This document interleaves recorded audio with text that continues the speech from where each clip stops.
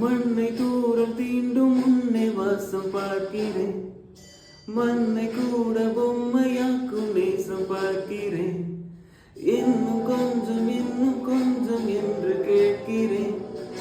கொஞ்சம் இன்னும் என்று பார்க்கிறேன். என்னோடு சேர்ந்து வாழும் சோகம் எல்லாம் காற்றில் போக பார்க்கிறேன்.